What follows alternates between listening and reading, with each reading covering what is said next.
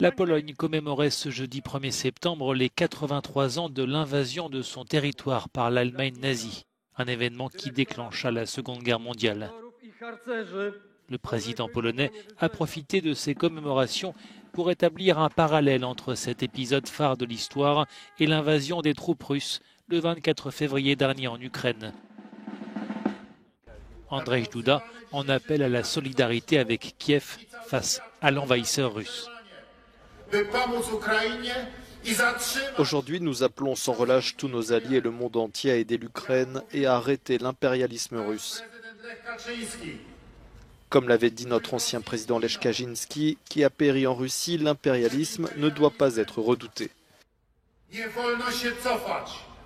Invité à s'exprimer par visioconférence, le président ukrainien Volodymyr Zelensky a adressé un message aux Polonais, faisant lui aussi un parallèle entre le passé et le présent. Nous ferons tout pour que le matin du 1er septembre, date de l'invasion nazie en Pologne en 1939, et le matin du 24 février 2022, l'invasion russe en Ukraine, ne se répète pas. Nous ferons tout pour que la haine soit définitivement vaincue.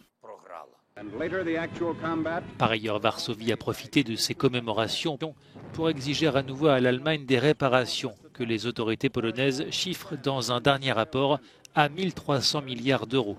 Un montant qui comprend d'un côté les pertes matérielles, de l'autre les compensations pour les pertes humaines, alors que près de 6 millions de Polonais ont péri durant la Seconde Guerre mondiale.